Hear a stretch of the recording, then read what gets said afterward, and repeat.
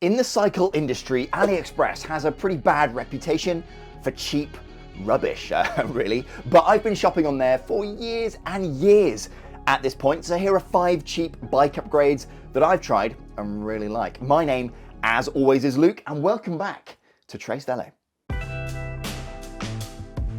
Right then, TPU inner tubes. Many of you will have seen these before, but these ones have a bit of a twist. So for those that don't know, a regular butyl rubber inner tube like this one can easily weigh over 100 grams. In fact, this one here is actually 111. TPU inner tubes, like these Ridenow ones that I featured in another video, they're much lighter. This one was stated to weigh 36 grams, but actually came out to 32 grams. That's just over a 70% reduction in weight. However, the same company Ridenow, they recently came out with an even lighter version. These ultra lightweight ones are stated to weigh 19 grams each, which is bonkers. Now, they actually come out on the scale as 21 grams, but that's only a small difference, 2 grams. Not a big deal, right? Well, it isn't unless we're talking about the venom of the inland taipan.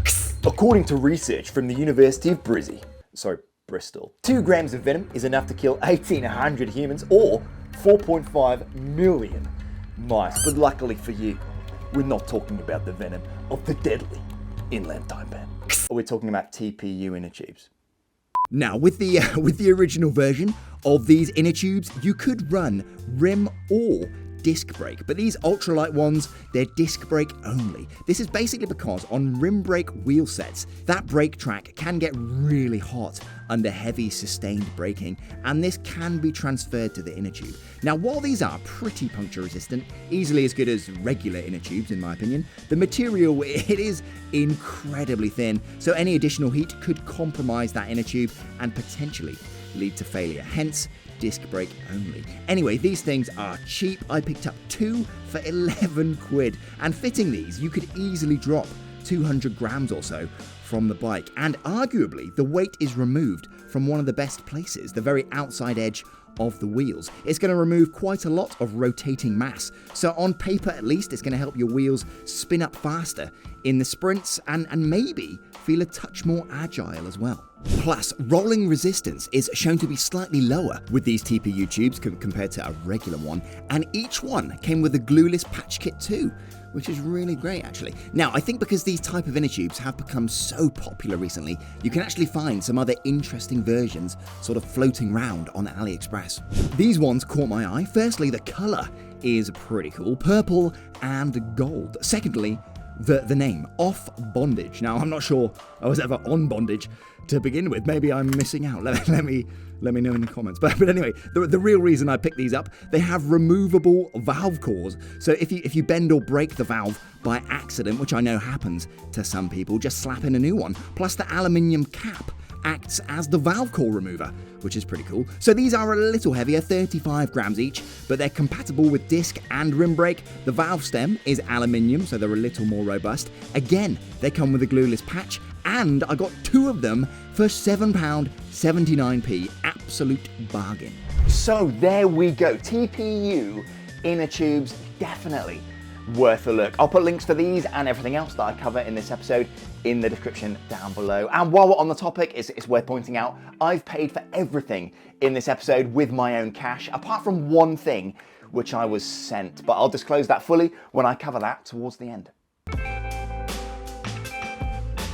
Okay, so yeah, bit of an interesting one, this one. So the idea behind these is that you don't produce power evenly through each pedal stroke. An oval chainring is said to even out the torque spikes that are inherent on each downstroke when you're applying that power through the pedal. Now I know the jury is still out around some of the claims on oval chainrings, but that's the theory anyway. On road bikes, this can supposedly optimize and smooth out power delivery, and on gravel or mountain is said to reduce wheel spin and the breaking of traction when you're giving it welly on tougher climbs, for example. Now, the argument for use on road bikes, I'm not sure I really buy it, but for mountain and gravel, the theory seems to have more grounding, so I've always been curious. However, they are a bit more specialist and you would normally pay a premium. These Q rings from Rotor, for example, they'll set you back 120 quid, but on AliExpress, 25 squid. So I gave it a go.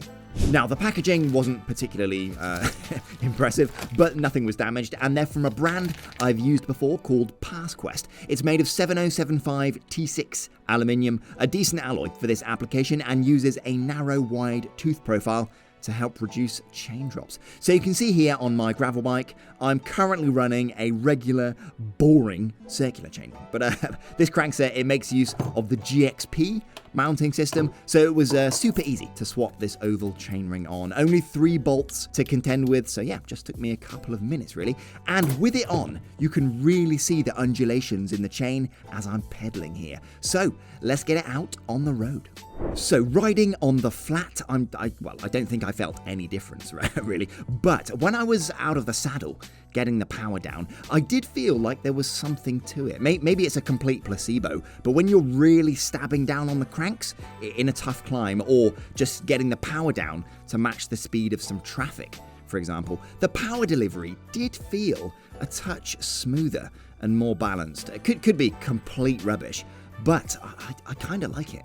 Now, I'm not sure it's going to be worth the upgrade if you have a regular circular chainring that's still absolutely fine. But if this needs replacing, or potentially you're looking to change the gearing up at the front, then for 25 quid, it could be worth a go. Now, I know there are people out there that absolutely swear by these oval chain rings. So if that's one of you, let me know in the comments down below. But I'm certainly going to be keeping this on anyway. Okay, so over the years, I have tried a lot of different carbon bottle cages. This design right here, it's easily the best one out there in my opinion. Nice and lightweight at just 16 grams each, but surprisingly robust. These ones I've had for 4 or 5 years. I've used them on virtually every ride I've done. They never drop bottles, and yeah, they still look great. There's just something about this design. It grips bottles well and has this little reinforced ridge along the bottom. It's not the lightest cage out there, but it's the lightest design that I found that doesn't compromise on overall strength and rigidity. Some of you may know I covered these in a previous video a while back, but now I've got a few more bikes. I picked up 2 more identical ones, and the price is just bonkers. 2 for less than 12 quid. So I had to include them here. So yeah, for cheap carbon bottle cages, these are the ones you want. Oh, hi. I believe it's sponsor o'clock. Right. So Siroko, they're sponsoring this one, and they make some wicked cycle clothing that I've worn for literally years at this point on every single ride that I do. So it's winter, at least here in the northern hemisphere, and Siroko do some great stuff to keep you on the bike. So this J1 jacket is one of my faves. It's super comfortable, it's showerproof, keeps you nice and warm on the bike, and it looks really wicked as well, in my opinion. Their bib tights are great too, so I'm using their slightly more premium SRX Pro Supreme bib tights, but even their basic ones, like their Black Sea variety, are really good. Super nice padding, and again, really warm and really comfortable. So yeah, Siroko do all sorts of winter cycle clothing. If you want to save some money, use my link in the description down below. Save 10% off the entire site, and it helps me out a little bit as well, which is pretty cool. I think they've also got a winter sale on at the moment. Yeah, Christmas offers up to 60% off. Anyway, enough of that. Let's get back to it. So this time of year, at least here in the Northern Hemisphere, the days are much shorter. So as a result, I'm cycling a lot in like near pitch black conditions. Now I use decent lights, so visibility isn't so much of a problem unless I'm indicating. I try to be very sensible and cautious when it comes to switching lanes or crossing traffic. It's one of the most dangerous maneuvers you can do on the road, to be honest, and sticking out your hand to indicate, that's fine during the day, but at night this can easily be missed by drivers, especially riding on country roads that aren't lit by street lamps. So I picked up this little thing. It's a regular looking rear light that you stick on your bike, but you get this little remote with it, and using this, you can indicate left and right. How cool is that? So this wireless remote, it attaches to wherever. I've got it on the handlebars, and by clicking the left and right buttons, the rear indicates 25 times before automatically shutting off. You can also cancel an indication with the bottom button, and also switch between the general flashing modes with the top one. It's small, lightweight, rechargeable, totally waterproof, and lasts about 5 or 6 hours on a charge. This thing is really wicked and cost me less than £6. How cool is that? Yeah, I love it. Dropping weight from my bike on the cheap. It's what I live for, and these rotors right here have become some of my favorite ones actually. Now they come in a couple of different sizes. I mainly run 160s. So a SRAM centerline disc, which is already pretty lightweight, to be honest, comes in at 107 grams. In the same size, so 160 millimeters, these lightweight rotors come in at 77 grams, but they really shine once you consider the cost. So that SRAM centerline disc, about 35 quid each is what you'll pay. For these, £1.88p each.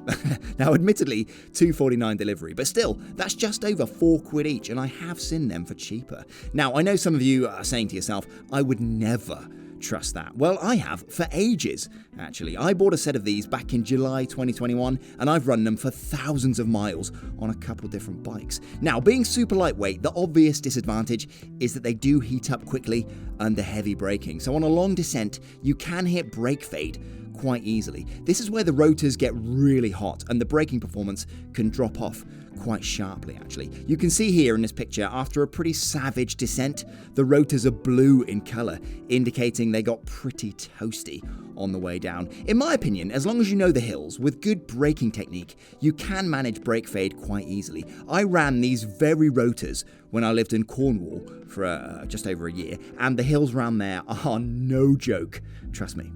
But while this is clearly a disadvantage, I found it does bring some benefits as well. So the fact they heat up quickly means the brake pads and the braking compound come up to temperature really fast. So the initial braking you get from cold is really strong with these rotors, and in addition, the large skeletonized holes on the rotor, combined with that quick heat buildup, mean that in the rain, they clear the water off the rotor really quickly. So I found the bite comes a little bit quicker in the wet compared to some other rotors that I've got. Now, I don't think they're rated for use with fully metallic pads, and I wouldn't use them for like downhill mountain biking. But if you live somewhere flat and you're looking to drop some weight from your bike on the cheap, I mean, yeah, I love them. I've got 2 or 3 sets now on different bikes, so it could be worth a look. It's the bonus clip time.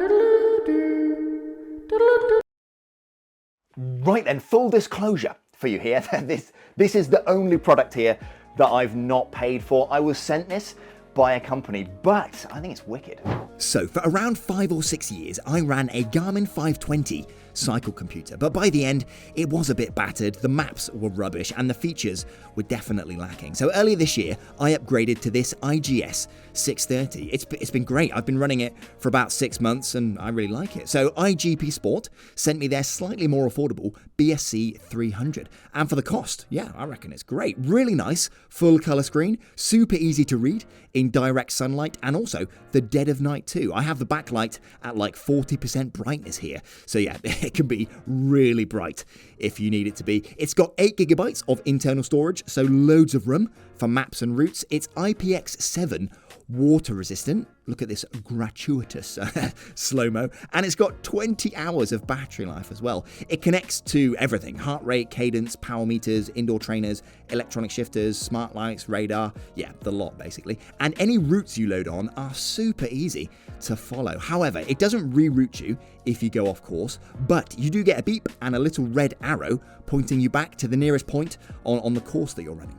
Text messages can be displayed. It also syncs to Strava, and the companion app has vastly improved this year too. It was a little buggy and sometimes crashed when I first tried it back in April, but now it's rock solid. You can see all the workouts you've done, fiddle about with the settings in here, set up each data page on the unit however you want, or all that good stuff. It fits any existing Garmin mounts that you might have, and all the buttons on the device are physical as well. Touchscreen cycle computers are always a pain to use, in my opinion, so good to see buttons used here. Now, prices on AliExpress do fluctuate, but you can get it for 107 quid from the official store on there, but with taxes, it does come to 128 quid. Or, if you like, you can get it from Amazon. It's a bit more expensive, but for people in the UK, I wrangled you a 15% discount, so you can get about 24 quid off. But either way, I really like this thing, definitely worth a look.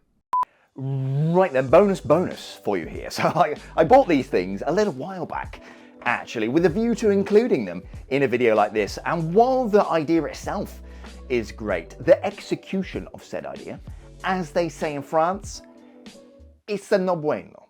So these look like regular through axles for a disc brake wheel, but they have a little hidden feature. So rather than having to remove them with an Allen key, like most through axles, in the end they've got this little key that pulls out and enables toolless removal. A great idea in practice, and at about £7 each. Not too expensive either, but they're just a bit rubbish. The key rattles around inside the through axle. The grub screw that holds it in place, they come super loose as well, meaning it slides out easily. But if you screw them in properly, they jam up the key completely, rendering it useless anyway. I think you could probably fix them with some PTFE tape around the grub screws, but I mean, it's barely worth it. I'm always carrying around a multi-tool anyway, so a good idea, poorly executed. Yeah, not worth the hassle. So I've just been having a look through this magazine here. It says you should subscribe. No, but seriously, like subscribing and hitting the like button, it really does help. It's just me doing everything around here for these videos. So any help you can give me would be really wicked, actually. Right, that's it. So hope you have a wicked New Year and holiday and stuff. Maybe Santa Claus will bring me a new haircut, or maybe a new hairline, because this little sweep is doing some heavy lifting right here. So shout out to male pattern baldness. Right. Anyway, oh, by the way, we got some really cool stuff coming down the line as well for next year. Got a new frame on the way, so new build in the works. I've got some like really weird new braking components, which are just a bit bonkers, really. And also, I picked up these the other day. So we're going to be answering the question of when does a gravel bike such as this become indistinguishable from a mountain bike? And trust me, these were dangerously cheap as well. So some risky maneuvers coming up next year, right? Anyway, that's it. See ya when I see ya. Right, anyway, see you later, bye.